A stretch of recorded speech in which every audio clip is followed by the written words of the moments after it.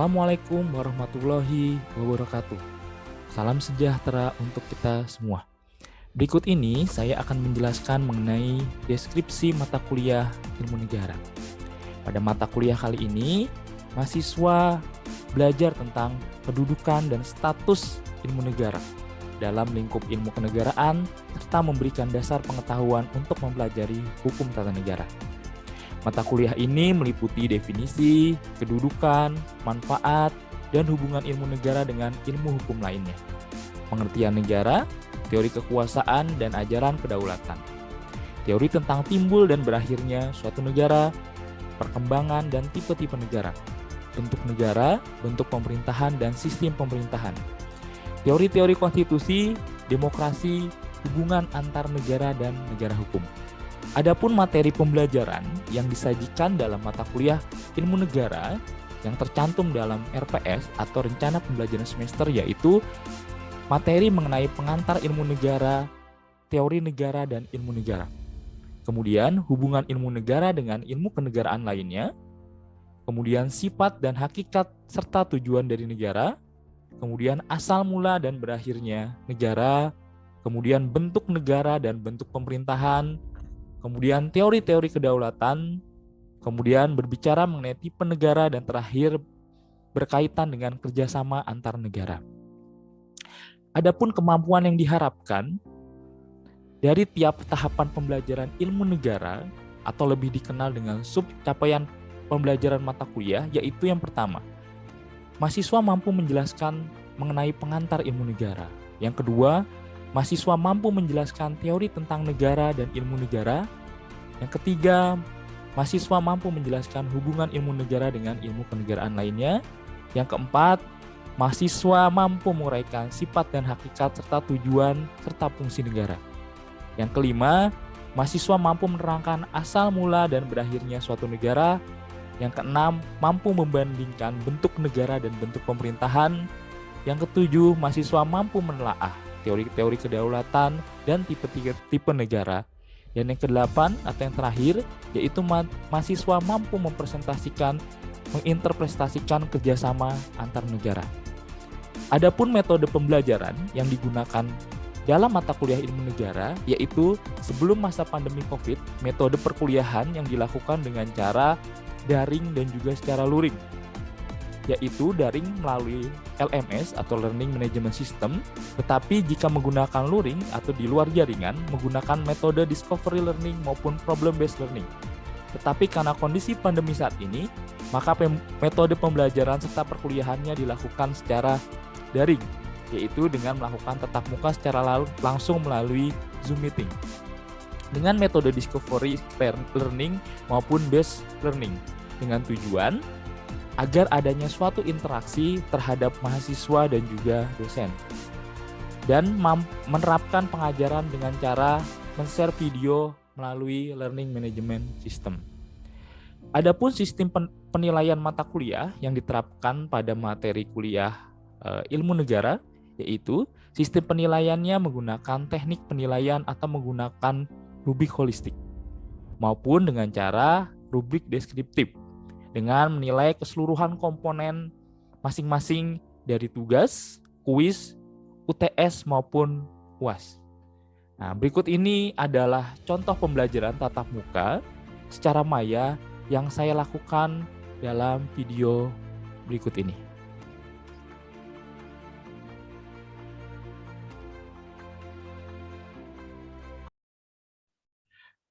Selamat sore, Assalamualaikum warahmatullahi wabarakatuh. Terima kasih. Selamat berjumpa kembali dengan mata kuliah ilmu negara. Mudah-mudahan di sini adik-adik mahasiswa ini dalam keadaan sehat walafiat. Menyangkut mengenai mata kuliah ilmu negara yang pada pertemuan minggu lalu sudah sedikit dijelaskan mengenai apa sih yang menjadi deskripsi mata kuliah, apa sih yang menjadi metode pembelajarannya, kemudian apa sih yang menjadi materi pembelajaran, serta sistem penilaian itu seperti apa, sebenarnya sudah dijelaskan di pertemuan sebelumnya. Nah, berkaitan dengan RPS kemarin yang sudah saya jabarkan, Jadi berkaitan dengan apa? RPS kemarin itu kan ada apa sih deskripsinya? Deskripsinya yaitu pada mata kuliah ilmu negara, mahasiswa ini belajar berkaitan tentang kedudukan, status ilmu negara dalam ruang lingkup ilmu kenegaraan, serta memberikan dasar pengetahuan untuk mempelajari yang namanya ilmu negara. Di situ dipelajari juga mengenai definisi, kedudukan, manfaat, hubungan ilmu negara dengan ilmu yang lainnya, terus kemudian teori, ajaran kedaulatan, terus kemudian berkaitan juga sampai materi yang terakhir, hubungan antar negara dan juga negara hukum. Nah, kemarin juga sudah dijelaskan beberapa yang namanya bahan atau materi kajian yang akan dipelajari. Terus kemudian pustakanya pun ini sudah dijabarkan, ada beberapa referensi buku, ini juga sudah diterangkan. Nah, kemudian untuk metode pembelajarannya pun ini dilakukannya, kemarin sudah seperti yang saya jelaskan, dilakukannya karena sekarang masih pandemi COVID-19, ini dijelaskannya masih dalam metodenya campuran ya. Jadi selain menggunakan metode tatap muka secara maya seperti ini, bisa juga saya men-share video materi dalam sebuah LMS atau Learning Management System, di mana mahasiswa ini bisa melihat dan juga di situ bisa ada forum untuk apabila ada pertanyaan yang tidak dimengerti mengenai materi yang akan diajarkan. Kemudian berkaitan dengan sistem penilaian itu ketika bobotnya 100%, pastinya di dalamnya terdiri atas yang namanya komponen tugas. Terus kemudian ada komponen kuis, kemudian ada komponen UTS dan juga UAS. Nah, kesemua itu kemudian digabungkan menjadi 100%, dan dari 100% itu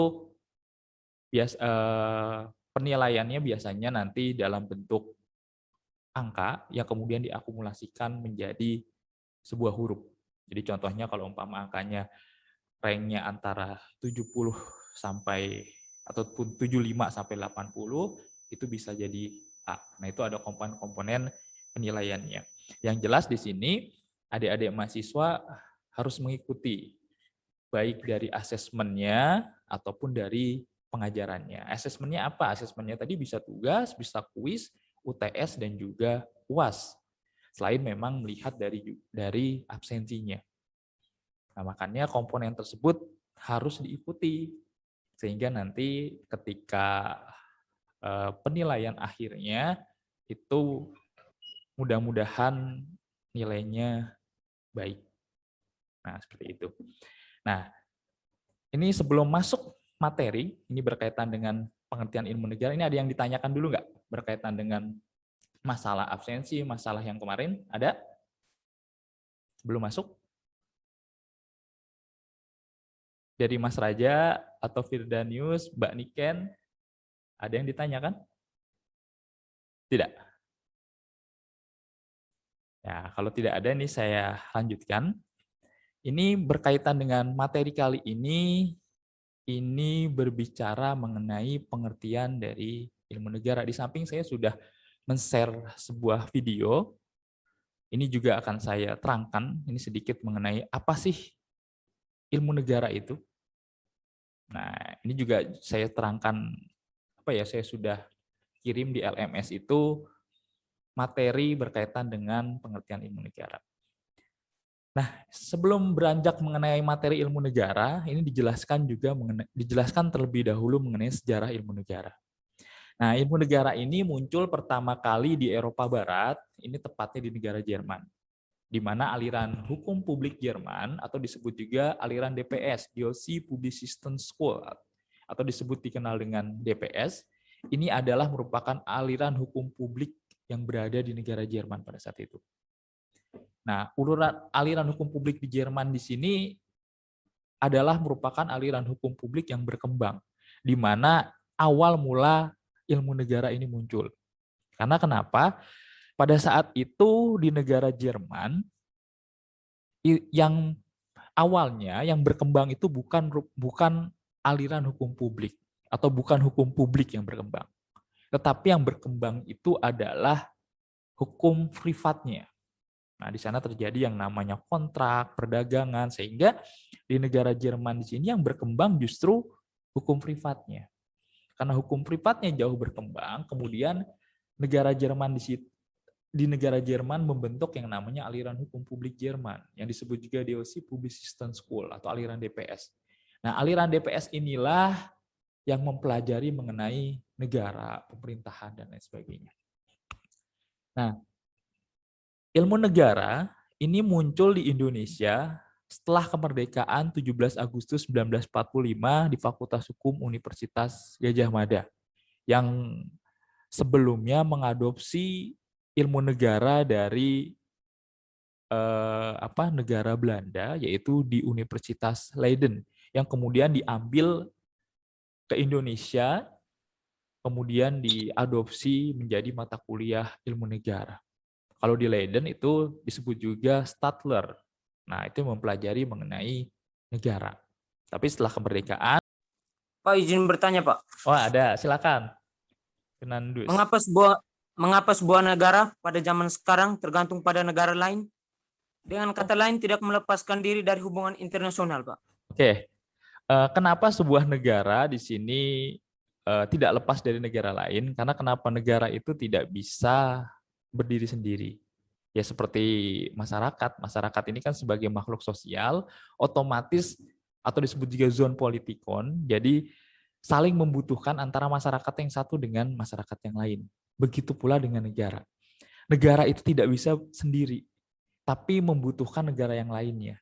Karena kenapa? Pasti ada kerjasama bidang ekonomi, bidang industri, ekonomi, sosial, budaya, harus ada kerjasama. Bayangkan ketika sebuah negara dilakukan yang namanya embargo. Embargo itu contoh sudah tidak boleh menerima senjata ataupun tidak boleh yang namanya beras atau yang lain di stop, tidak boleh adanya kerjasama, ya itu kan pasti akan merugikan. Karena negara pasti harus adanya kerjasama dengan negara yang lain. Di samping memang ada unsur-unsur politis di dalamnya. Jadi yang jelas sebuah negara ini pasti saling bergantung antara negara yang satu dengan yang lain. Karena adanya keterikatan politik di dalamnya, keterikatan yang namanya perekonomian, ataupun kalau kita berbicara dengan Indonesia, ya Indonesia pasti masih bergantung dengan negara yang lain. Bayangkan kalau sekarang kondisi pandemi saat ini, kalau nggak bergantung dengan negara lain, gimana coba? Mau vaksinnya belum ada Indonesia. Walaupun udah ada sampai sekarang kan belum dilegalkan.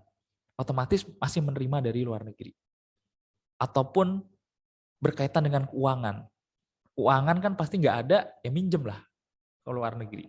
Nah itu yang makanya setiap negara itu tidak bisa berdiri sendiri. Otomatis harus ada hubungan kerjasama dengan negara yang lainnya. Seperti itu. Ada lagi?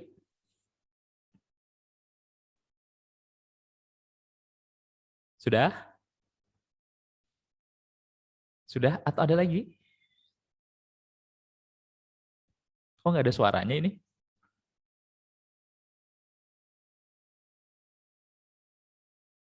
Ada yang ditanyakan lagi? Pak, saya mau nanya, tapi saya takut. Pertanyaan saya nggak apa-apa. Nggak usah takut. Mahasiswa nggak boleh takut. Ya, silakan. Saya pengen nanya, apakah di dalam negara ini diperbolehkan menghalalkan segala cara dalam mencapai tujuan? Tujuan. Udah? Oke, itu? Ya, Pak. Oke. Apakah di sebuah negara itu diperbolehkan menghalalkan segala cara dalam hal memperoleh tujuan gini? Untuk tujuannya seperti apa? Boleh menghalalkan segala cara asalkan dia tidak melanggar yang namanya undang-undang atau tidak melanggar yang namanya konstitusi. Kita memiliki yang namanya aturan, memiliki yang namanya regulasi, memiliki yang namanya undang-undang dasar atau disebut juga konstitusi. Contoh kita ambil contoh partai politik. Partai politik tujuannya menguasai pemerintahan secara sebesar-besarnya. Tapi dengan cara sah, legal. lewat apa pemilihan umum. Tapi ketika partai politik tersebut melakukan cara-cara yang tidak sesuai dan terbukti melakukan tindakan tersebut, ya otomatis ya tindakan tersebut tidak akan dibenarkan atau tidak diperbolehkan. Kalau menyangkut pertanyaan tadi, apakah boleh kita untuk mencapai tujuan? Ya boleh saja, asalkan satu tidak melanggar yang namanya hukum. Karena kan negara kita negara hukum, otomatis tidak boleh lepas dari koridor yang namanya koridor hukum. Jadi ketika memang tidak melanggar hukum, untuk memperoleh tujuan yang sebesar-besarnya tidak masalah. Tapi kalau berkaitan dengan melanggar hukum, itu baru tidak diperbolehkan. Seperti itu. Jadi kalau contohnya kayak gimana Pak? Contoh mau demonstrasi aja. Mau demonstrasi itu ada aturannya. Ada jamnya gitu. Ketika jadi mahasiswa Fakultas Hukum melakukan demonstrasi nggak ada lapor, itu salah, melanggar konstitusi. Ataupun melebihi jamnya, salah juga. Jadi ada aturannya di negara ini. Jadi diperbolehkan asalkan tidak melanggar yang namanya konstitusi. Tapi kalau ketika melanggar yang namanya konstitusi atau undang-undang dasar ataupun regulasi yang di bawahnya, undang-undang, otomatis tindakan tersebut tidak diperbolehkan. Apalagi menyangkut ketika melanggar pidana atau perdata merugikan orang lain, itu bisa dilakukan tindakan penegakan hukum. Seperti itu. Oke? Baik Pak, terima kasih. Ya, oke. Ini sudah. Kalau ada lagi, sudah. Kalau sudah saya tutup. Oke, nggak ada. Kalau nggak ada yang ditanyakan lagi, mungkin kesimpulan dari saya tutup, kesimpulan dari perkuliahan kali ini berbicara mengenai ilmu negara. Saya sampaikan ulang, ilmu negara adalah merupakan suatu ilmu yang mempelajari pengertian-pengertian pokok dan juga sendi-sendi pokok tentang negara. Jika berbicara pengertian mungkin antara negara yang satu dengan negara yang lain, ini memiliki pengertian yang sama.